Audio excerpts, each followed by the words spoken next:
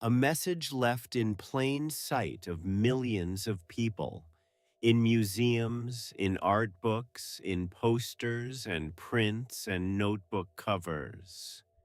And no one, for more than 100 years, noticed what the artist had placed inside it. Until now. The painting is called Café Terrace at Night. Van Gogh created it in September 1888, during the period he spent in the city of Arles, in the south of France. Today, it belongs to the collection of the Kröller-Müller Museum in the Netherlands, and it is visited by thousands of people every year. At first glance, it looks like a simple work, almost casual, a nighttime street scene, the kind of thing any impressionist painter could have made. But Van Gogh was not just any painter. And this work, as we are about to discover, is not just any painting. To understand what is hidden here, we need to go back in time, not to 1888, but much further, to Vincent's childhood, to the pastor's son who grew up believing his life's mission was to bring comfort to the people who suffered the most. Before he ever painted, Van Gogh wanted to be a servant, literally. He went to work as a preacher among coal miners in Belgium, a forgotten, miserable community that lived in the depths of the earth. He refused to live in a house while they lived in shacks. He gave away his clothes. He slept in the cold. He did exactly what he believed a follower of Christ should do, and he was dismissed for it. The church felt he had gone too far, that he had humbled himself beyond what was necessary. That moment changed everything, not because Vincent lost his faith, but because he realized that the spoken word had limits that an image did not, that a canvas could go where a sermon could not enter. He traded the Bible for the brush, but he never left behind what was inside it. Now look at this painting slowly.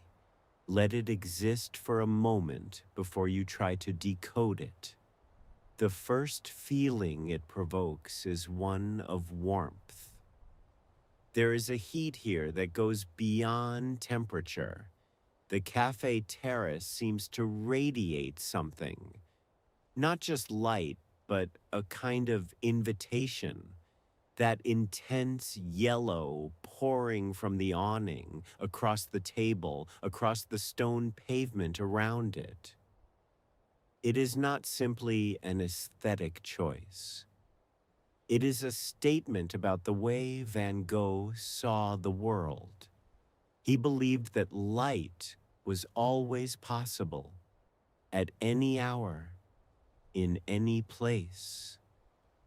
And speaking of light, pay attention to the sky, that deep blue, almost violet, that fills the upper half of the canvas. Van Gogh did not use black anywhere in this painting, not a single brush stroke.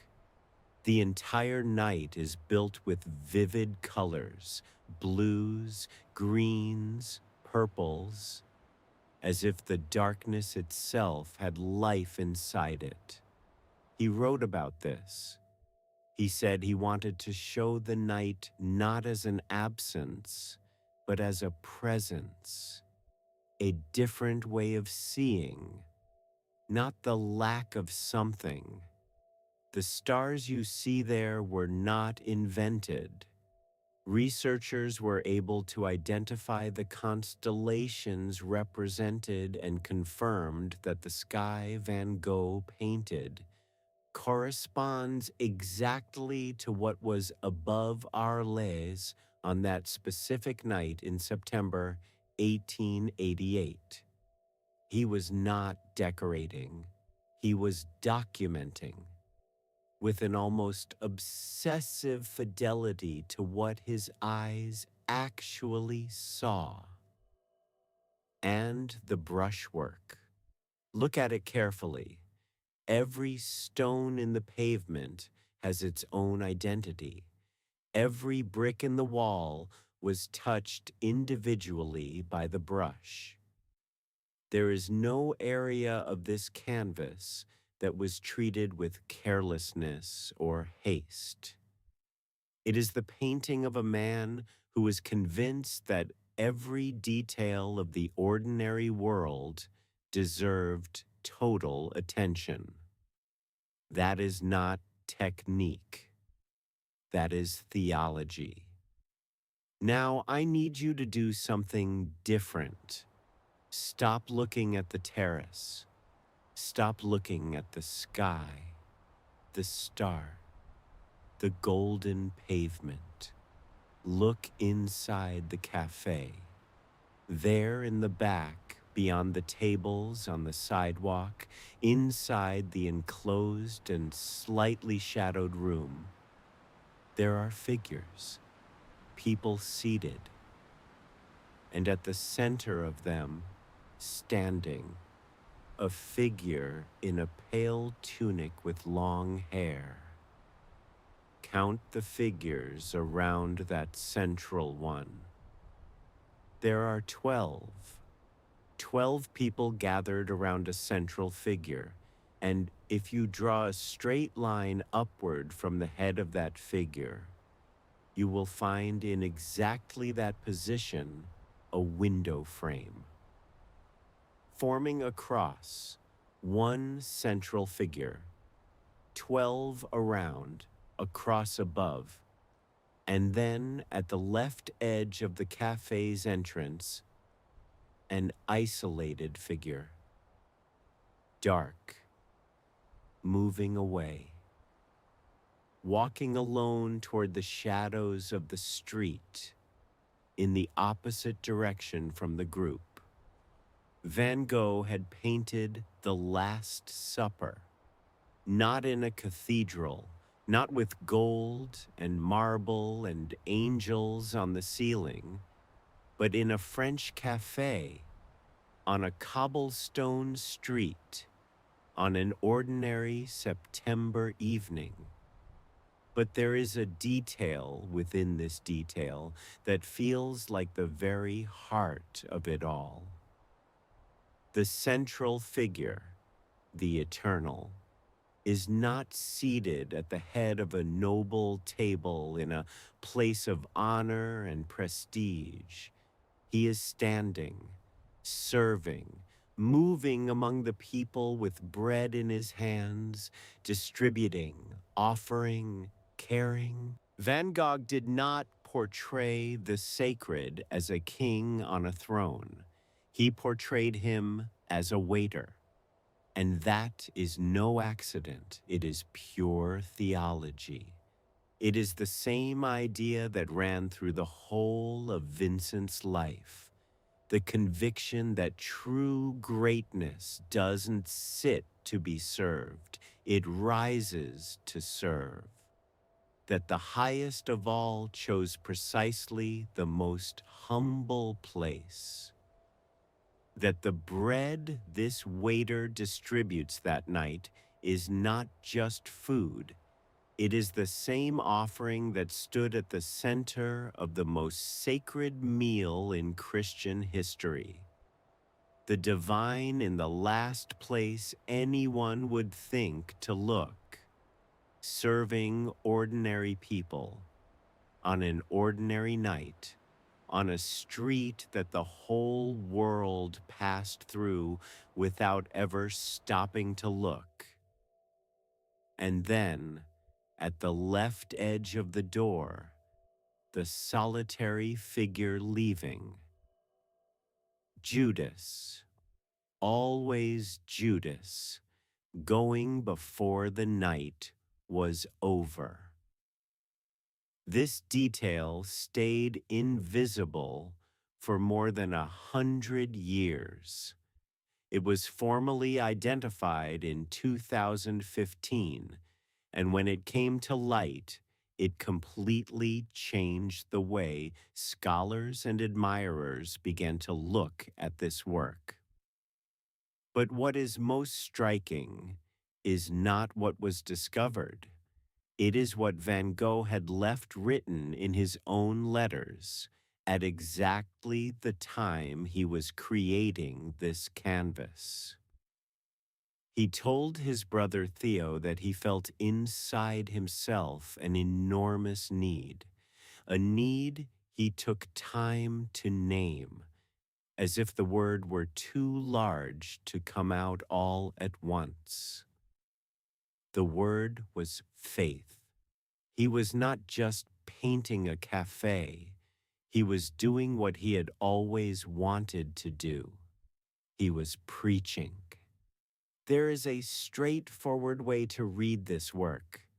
Van Gogh planned every element with precise intention: the position of the figures, the cross in the window, the solitary figure leaving, all deliberate, all calculated by a man who knew the scriptures and Christian iconography deeply, and who decided to use that knowledge in a way the ordinary world could receive without resistance.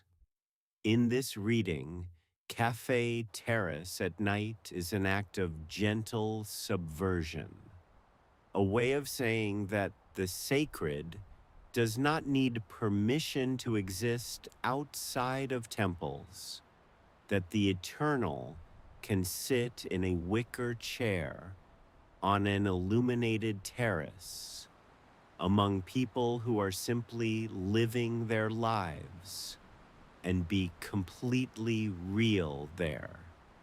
And if that is true, then there is something profoundly moving about the fact that this message stayed invisible for so long, because it was only ever made for those willing to truly look. The sacred was there, but it required attention. It required you to stop, to look beyond the obvious. And perhaps that is Van Gogh's greatest message. Not just the one he hid inside the painting, but the one he left in the very way he hid it. The divine never disappears. It simply waits for eyes willing to see. Van Gogh died without knowing he had created one of the most studied and beloved works in the history of art. He died having sold almost nothing, without recognition, without ever reaching the place he had spent his whole life trying to reach, the place where his presence truly mattered to someone. But he left this canvas, a lit cafe on a September night, a sky full of real stars, and hidden inside it, with all the delicacy of someone who understands that truth does not need to shout to be true, the sacred seated among ordinary people at an ordinary table on a street that any one of us could have walked down without noticing a thing.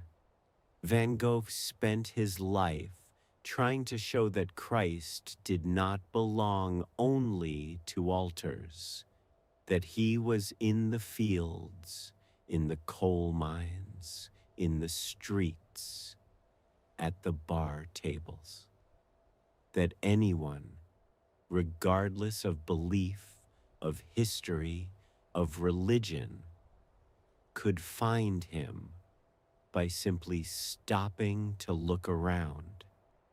And he succeeded in a way that perhaps no sermon ever could, because the message stayed there, waiting for more than 100 years, patient in the way only what is true can be.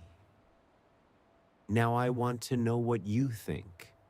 Before watching this video, had you ever looked at this painting before? And now that you know what is inside it, do you believe Van Gogh placed it there on purpose? Or do you think some truths simply flow through an artist without them ever fully deciding why? Tell me in the comments. And if this video made you see art or faith in a different way, subscribe to the channel. There is so much more waiting for you here.